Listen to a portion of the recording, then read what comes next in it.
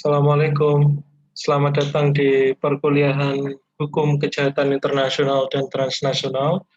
Bersama saya Satria Unggul Wicaksana Prakasa, dosen Hukum Kejahatan Internasional dan Transnasional dari Fakultas Hukum Universitas Muhammadiyah Surabaya. Pada kesempatan kali ini saya ingin menyampaikan satu diskursus penting terkait dengan kejahatan internasional dan transnasional, yaitu mengenai kejahatan genosida atau the crime of genocide. Teman-teman, kejahatan genosida merupakan kejahatan yang dianggap paling parah ya, di dalam konteks kejahatan internasional, baik dalam konteks dampak dari kejahatan genosida itu sendiri, atau dalam rangka sustain atau ke depan dari praktik kejahatan genosida tersebut terhadap situasi perlindungan dan penghormatan nilai-nilai kemanusiaan atau hak asasi manusia. Bagaimana kemudian komitmen untuk melindungi di satu sisi dan komitmen untuk menuntut dalam artian ini menuntut pelaku di dalam konteks kejahatan genosida yang dilakukan, itulah yang kemudian menjadi diskursus di dalam ICC atau di dalam konteks Statuta Roma 1998.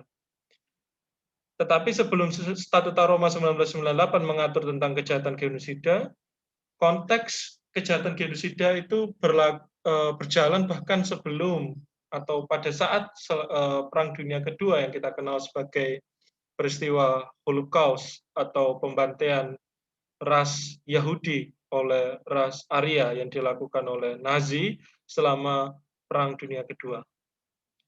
Hal inilah yang kemudian juga terjadi dan pengadilan militer Nuremberg itu kemudian mengadili pelaku genosida selama Perang Dunia Kedua.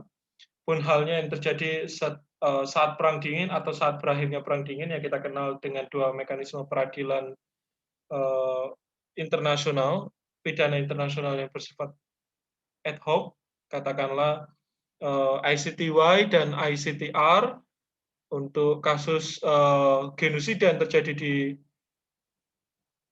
Yugoslavia, ex-Yugoslavia atau yang kita kenal sebagai Bosnia, dan juga genosida yang terjadi di Rwanda, yang itu kemudian memenuhi unsur-unsur kejahatan genosida.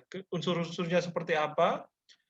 Bagaimana aktus reusnya, bagaimana mens rea-nya di dalam konteks kejahatan genosida, inilah yang kemudian ingin saya paparkan di dalam kesempatan kali ini. Seperti yang saya sampaikan di awal tadi, bahwa kejahatan genosida ini merupakan kejahatan yang tidak dapat ditolerir di dalam konteks hukum internasional. Maka dari itu, apapun yang termasuk unsur kejahatan genosida, dia dianggap sebagai kejahatan yang merupakan atau masuk kategori jus cogens. Artinya, berbagai macam jenis peraturan internasional yang kemudian atau asas ya, atau kita kenal asas yang kemudian sukar kiranya untuk membawa suatu pelaku kejahatan internasional genosida ini di hadapan pengadilan internasional itu dapat disimpangi. Ambil contoh kalau kita membicarakan pengadilan Nuremberg dan pengadilan Tokyo. Pengadilan Nuremberg untuk Holocaust yang terjadi di selama Perang Dunia Kedua, seperti yang saya sampaikan di awal tadi. Prinsip-prinsip dasar di dalam konteks hukum pidana pada umumnya, katakanlah asas legalitas, di mana suatu pelaku kejahatan internasional itu tidak dapat dipidana jika tidak ada dasar hukumnya, itu kemudian dapat disimpangi. Nah, teman-teman, mengingat tadi dampak dan implikasi yang ditimbulkan dari kejahatan genosida itu sendiri, sehingga genosida itu dianggap sebagai top of crimes ya, dia jenis kejahatan yang paling tinggi kedudukannya atau yang paling parah dampaknya, sehingga dia perlu mendapatkan perhatian khusus di dalam konteks hukum internasional. Istilah kejahatan genosida ini diperkenalkan tadi ya oleh Raphael Lemkin di tahun 1944 di dalam bukunya Nazi Crime in Occupied Europe ya, untuk merujuk kejahatan genosida yang dilakukan oleh Nazi yang dibawa pimpinan Adolf Hitler, tidak hanya di Jerman sebenarnya, tetapi hampir sebagian besar negara di Eropa itu mengalami peristiwa yang sama yang kita kenal sebagai Holocaust. PBB di tahun 1948 di dalam resolusinya kemudian menjerat pelaku genosida selama Perang Dunia Kedua. Yang kita kenal di kemudian hari juga sebagai Konvensi Anti Genosida 1948. Istilah genosida tidak hanya berlaku pada saat masa perang sebenarnya teman-teman. Ini yang membedakan dengan war crimes atau kejahatan perang. Genosida juga bisa dilakukan pada masa damai. Asal actus reusnya, asal unsur-unsur kejahatannya dan mens reanya, niat dari kejahatannya itu telah terpenuhi, maka kejahatan genosida itu dapat terwujud. Bahkan pada masa damai sekalipun. Apalagi kemudian ada pihak-pihak atau orang-orang yang dianggap melakukan konspirasi atau melakukan provokasi yang kemudian menyebabkan peristiwa genosida itu terjadi.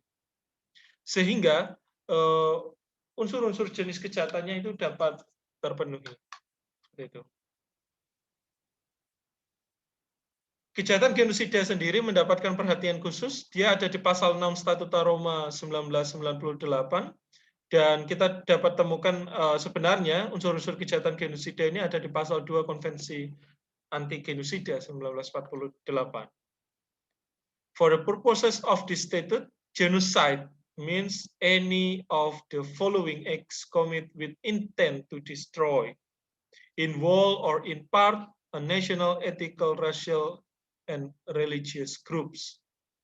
Dalam konteks ini disebutkan bahwa genosida itu bermakna adalah berbagai macam tindakan yang mengikuti,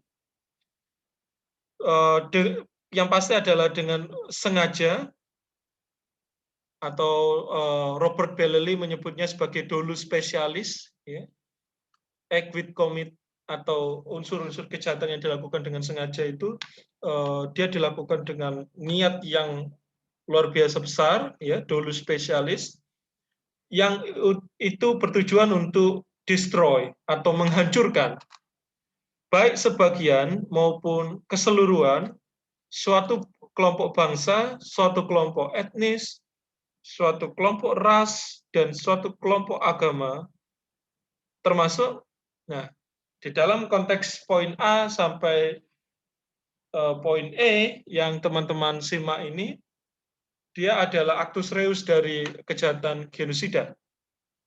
Yang pertama, killing members of the group atau melakukan pembantaian kelompok atau anggota kelompok yang terafiliasi dalam kelompok bangsa, etnis, ras, dan agama tertentu. Dengan berbagai macam cara. Caranya bisa membunuh dengan seketika, dieksekusi dengan seketika, atau dengan menggunakan cara-cara yang tidak manusiawi, katakanlah dengan kamp konsentrasi, lalu membuat satu ruang untuk diisi gas misalkan. Itu adalah jenis-jenis kejahatan yang motif kejahatan genosida yang terjadi yang dilakukan oleh Nazi, ya, melalui peristiwa Holocaust.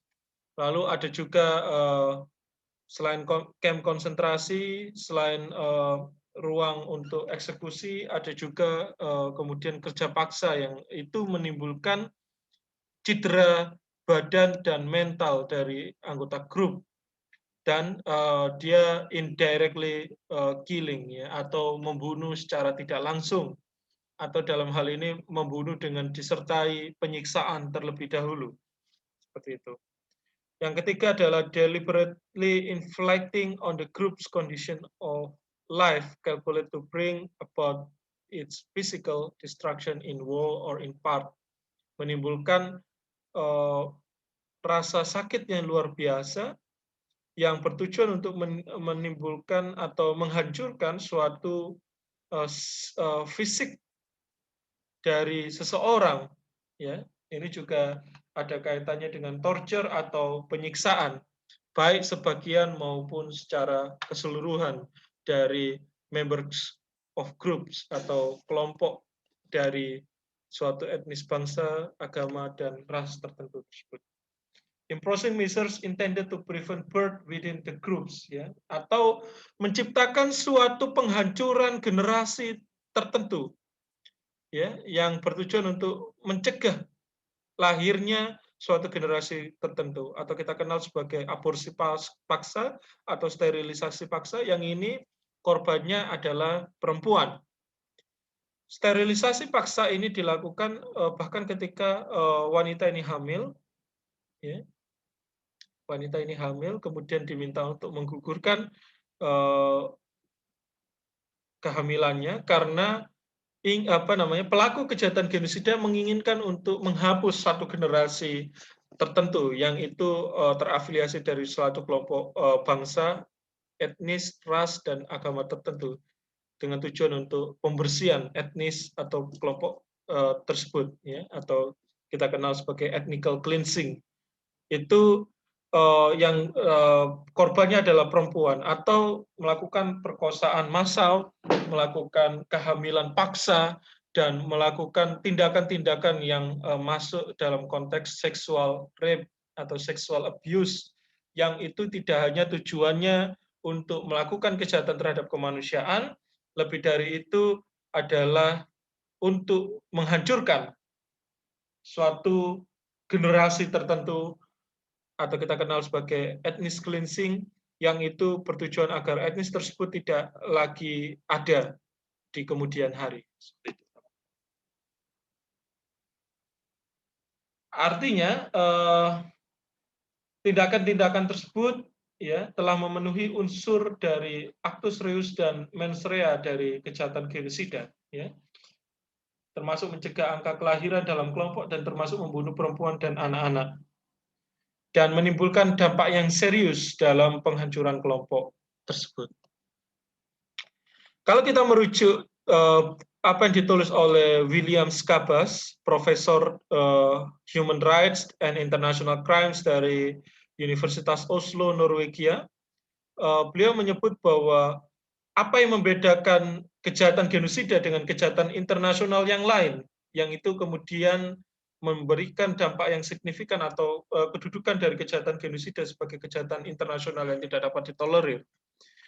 Di dalam konteks ini, William Schabas dengan tegas menyebut bahwa yang membedakan genosida dengan kejahatan lain adalah to intend to destroy, atau berniat untuk menghancurkan etnis, ras, bangsa, dan agama tertentu, di mana objek yang dihancurkan adalah secara fisik, ya, pasti manusianya, kemudian, ya, lalu dilakukan pembantaian, penyiksaan, dan lain sebagainya, sehingga suatu generasi tersebut dihancurkan. Atau secara biologis atau genetik, ya, dengan kehamilan paksa, sterilisasi paksa, dan lain sebagainya, dia melakukan kejahatan genosida yang tidak hanya berdampak pada saat ini, tetapi juga terhadap generasi-generasi selanjutnya.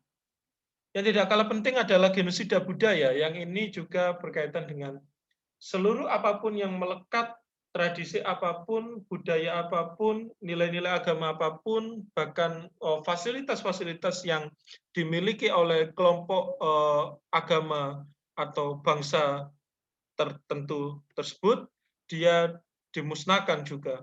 Sehingga lengkaplah unsur kejahatannya, yang tidak hanya menghancurkan secara fisik, biologis, tetapi juga menghancurkan budayanya, hingga suatu kelompok etnis, ras, bangsa, dan agama tersebut betul-betul bersih, ya, dalam tanda petik, betul-betul diniatkan untuk dihancurkan dalam konteks ini.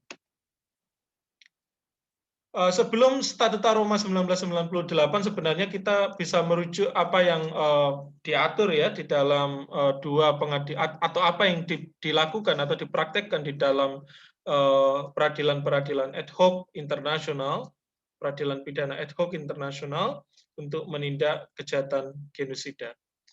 Sebelum Statuta Roma 1998, di tahun 93 dan 94 ada dua pengadilan atau Mahkamah Pidana Internasional ad hoc yang kita kenal sebagai International Criminal Tribunal for Ex-Yugoslavia atau ICTY, dan International Criminal Tribunal for ex-Rwanda atau ICTR. Antara ICTY dan ICTR, dua-duanya berkedudukan di Den Haag di Belanda. Seperti itu. Pada konteks ini, aktus reus dari kejahatan genosida yang ada di ICTY itu hampir sama dengan Statuta Roma. Ya. Dia menimbulkan pembantaian dari kelompok grup. Dalam hal ini yang dibantai adalah etnis Muslim Bosnia, atau kita kenal etnis Muslim Chechnya, ya, yang dilakukan baik melalui mekanisme kamp konsentrasi, pembantaian langsung, pembunuhan massal, dan tindakan-tindakan penyiksaan yang lain yang berujung pada tindakan pembantaian, menimbulkan dampak yang serius karena banyak kemudian masyarakat sipil khususnya di bawah rezim Slobodan Milosevic dan Ratu Van Karadzic serta berbagai jenderal yang lain, dia kemudian menciptakan ketakutan yang sangat serius, ya, terhadap mental dan kondisi fisik dari korban, menimbulkan kemudian dampak psikis juga, baik keseluruhan maupun sebagian, serta bagaimana cara dari pelaku kejahatan yang terjadi selama Yugoslavia itu berada, itu kemudian untuk melakukan genosida dalam artian biologis atau genetik tadi, dengan melakukan sterilisasi paksa dan kehamilan paksa dan lain sebagainya. Itu yang terjadi selama peristiwa genosida yang pada masa ICTY seperti itu. Yang sampai hari ini pengadilannya tetap mengadili pelaku kejahatan genosida. Di dalam konteks kasus ICTY ada satu pendapat hukum, ya, di tahun 1999, Jelicic, ya. Majelis hakim menyatakan bahwa keberadaan rencana yang dituangkan dalam kebijakan atau policy bukan termasuk cara-cara yang diidentifikasi sebagai upaya dengan sengaja dalam pelaksanaan genosida.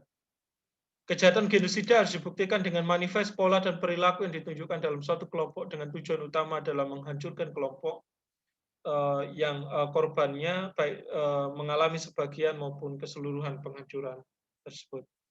Teman-teman, seperti yang saya sampaikan dalam konteks ini salah satu pendapat hakim, ya, pada peradilan ICTY untuk kasus kejahatan ex-Yugoslavia. Dia menyebut bahwa polisi atau kebijakan itu tidak cukup hanya polisi, tetapi dia harus dibuktikan dengan tindakan-tindakan selanjutnya yang bertujuan untuk menimbulkan kehancuran atau dengan sengaja untuk menimbulkan penghancuran dari kelompok etnis, bangsa, dan ras tersebut.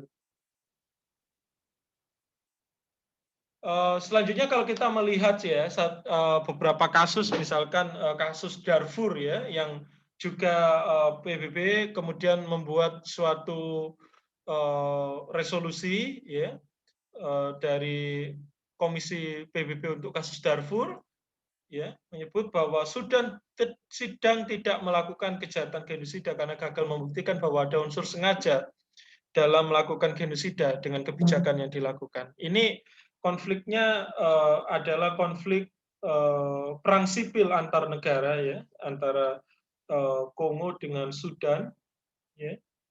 Kelompok Janjaweed menyatakan bahwa kelompok Temas bukan sebagai kelompok permanen dan stabil yang diidentifikasi sebagai ras, suku, etnis, dan suatu bangsa, mengingat dia hanya suatu kelompok sosiologis masyarakat di Darfur seperti itu, ya, sehingga hal itu masuk kategori kejahatan terhadap kemanusiaan. Bukan berarti kemudian kalau tidak memenuhi unsur genosida, kemudian pelaku kejahatan tersebut tidak dapat diadili di mekanisme internasional.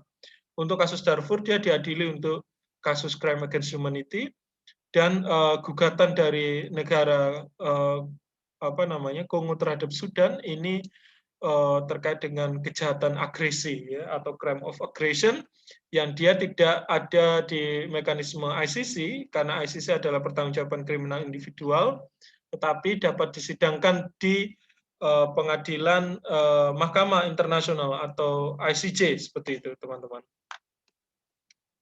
Selanjutnya, ICTR Tribunal atau kita kenal sebagai Mahkamah untuk ex-Rwanda.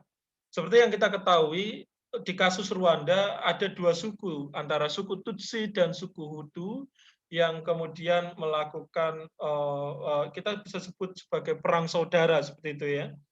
Tetapi yang membedakan perang saudara yang terjadi di Rwanda dengan perang saudara yang terjadi di negara-negara lain adalah bagaimana peran yang signifikan dari militer atau pasukan yang dimiliki oleh suatu negara dan implikasinya apa terhadap kejahatan yang dilakukan tersebut. Ya.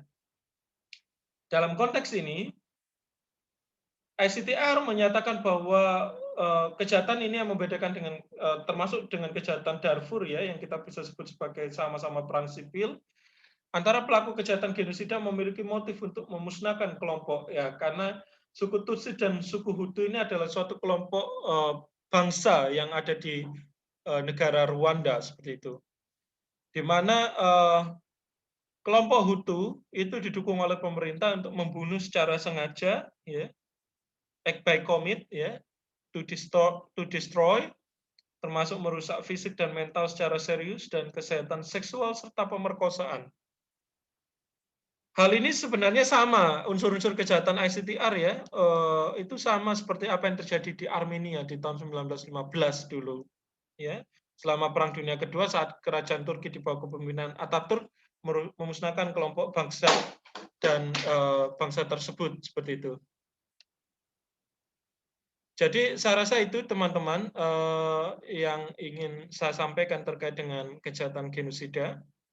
Harapannya teman-teman semakin memahami apa implikasi dari kejahatan genosida dan apa dampaknya di dalam konteks hukum kejahatan internasional dan transnasional sehingga ke depan kejahatan genosida tidak terjadi kembali. Kurang lebihnya mohon maaf. Terima kasih. Wassalamualaikum warahmatullahi wabarakatuh.